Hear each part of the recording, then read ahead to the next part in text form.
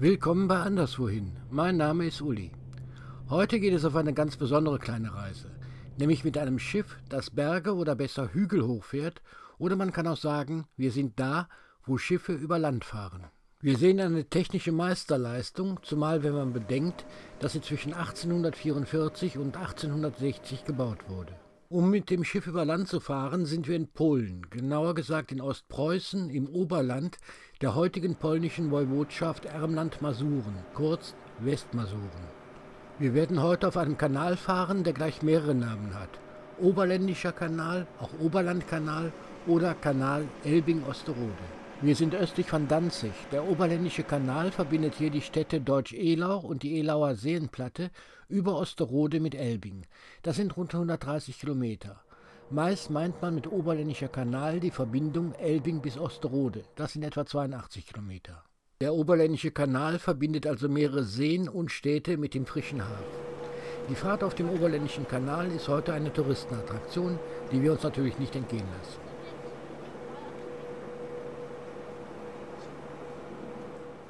Los geht die Fahrt im Hafen von Elbing.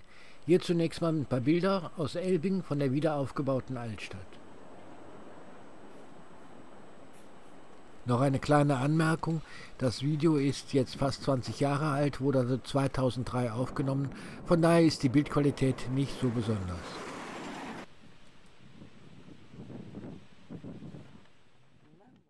Früh am Morgen, da ging es dann aufs Schiff der Weißen Flotte.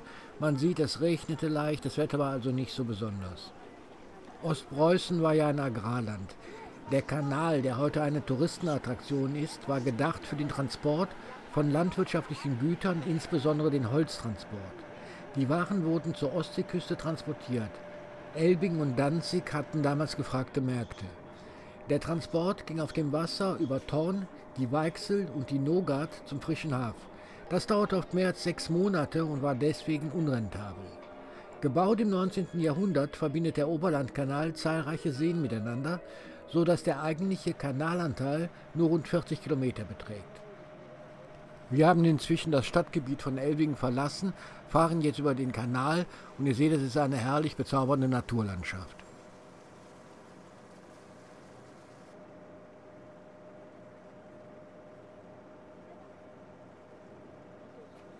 Nach einigen Kilometern, da kommen wir zum Draußensee. Jetzt geht es über den Draußensee, der ist Teil des Kanals.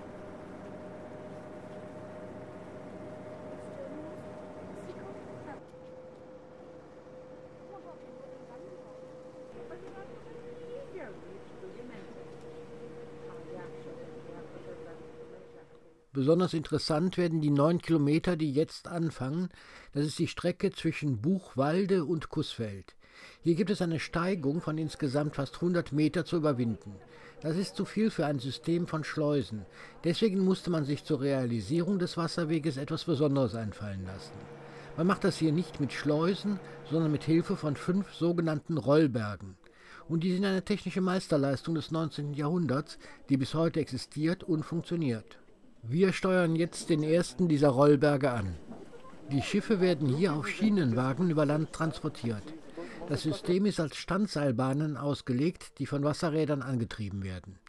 Die Schiffe fahren im Wasser auf einen Schienenwagen.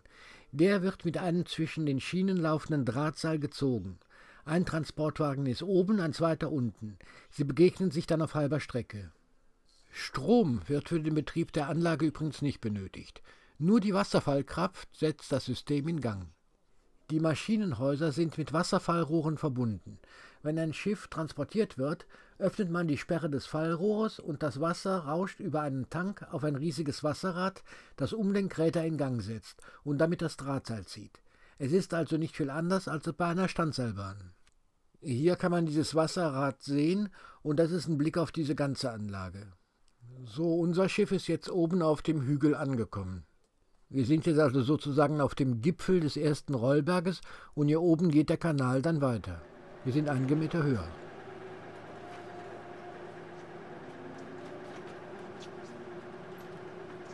Was man jetzt hier sehr schön sehen kann, oben angekommen, da verlassen wir unser Schienenfahrzeug. Wir fahren raus ins Wasser und lassen das Fahrzeug hinter uns.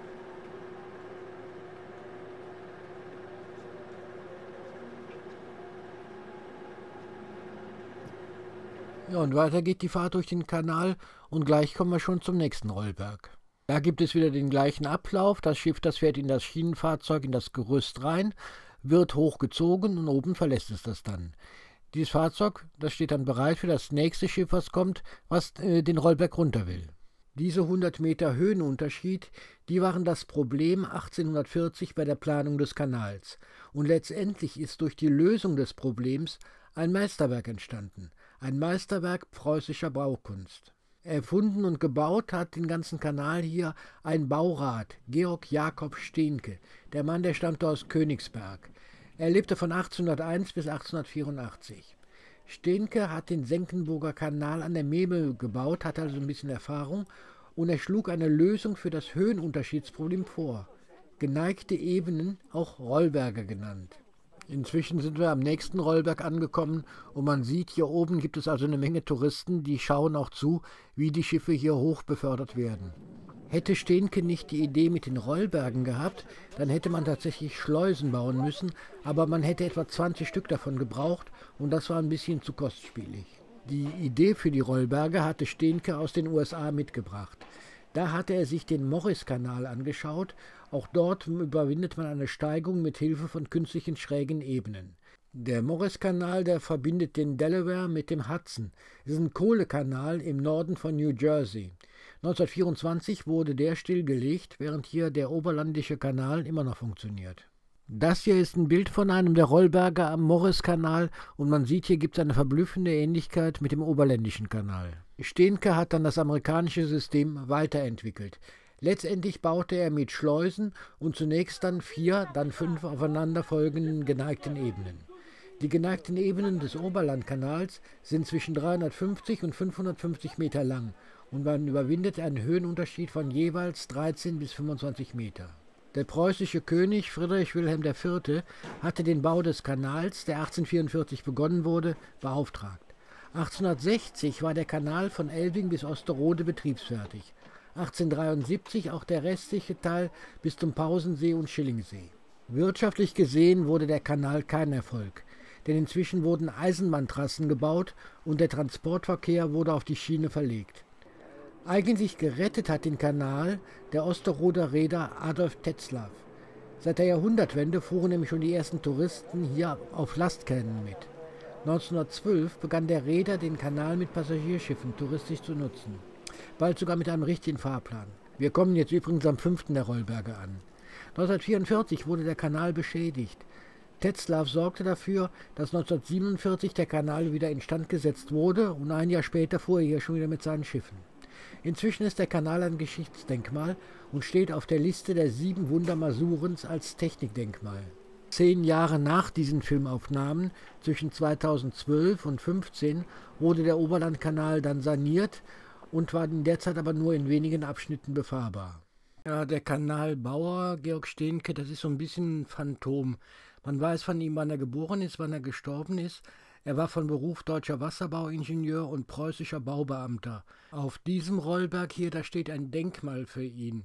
Da steht dem Erbauer des Oberländischen Kanals und der geneigten Ebene, dem königlichen Baurat Stehnke, zum 50-jährigen Dienstjubiläum, dem 15. Juli 1872 in dauernder Anerkennung die dankbaren Landwirte.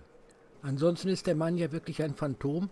Man weiß, dass er deutscher Wasserbauingenieur und preußischer Baubeamter war, 1936 in Elbing zum Inspekteur der Deiche und Dämme ernannt worden war und er eben den Kanal gebaut hat. Man weiß, wo sein Haus gestanden hat, das existiert aber nicht mehr, sein Grab auf dem Friedhof ist verschwunden und ein Bild oder ein Gemälde von ihm gibt es einfach nicht.